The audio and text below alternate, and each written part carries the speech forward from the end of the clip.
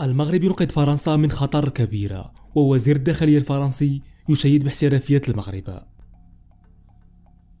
تمكنت عناصر مصلحة الأبحاث والتدخلات التابعة للفرقة الوطنية للشرطة القضائية مساء أمس الجمعة 8 مارس الجاري من توقيف مواطن فرنسي يبلغ من العمر 34 سنة، وذلك لكونه يشكل موضوع أمر دولية بإلقاء القبض صادر عن السلطات الفرنسية في قضايا مرتبطة بتكوين شبكات إجرامية تنشط في التهريب الدولي للمخدرات.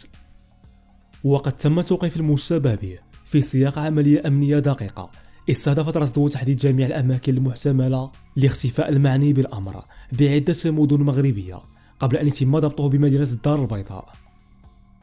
وتشير المعطيات الأولية المتوفرة إلى أن المواطن الفرنسي الموقوف كان مبحوثا عنه على الصعيد الدولي بموجب نشرة حمراء صادرة عن المنظمة الدولية للشرطة الجنائية انتربول بطلب من السلطات القضائية الفرنسية، وذلك للاشتباه في تسييره لعدة شبكات إجرامية تنشط في التهريب الدولي للمخدرات وتبييض العائدات الإجرامية.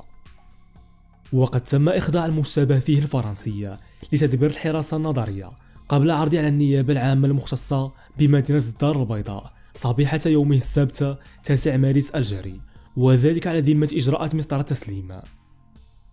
وقد جاء توقيف المشتبه به تتويجا لعلاقات التعاون الأمني وتبادل المعلومات بين مصالح المديرية العامة للأمن الوطني والشرطة الوطنية الفرنسية، وذلك في إطار آلية التعاون الدولية في المجال الأمني. نشكركم على حسن المتابعة.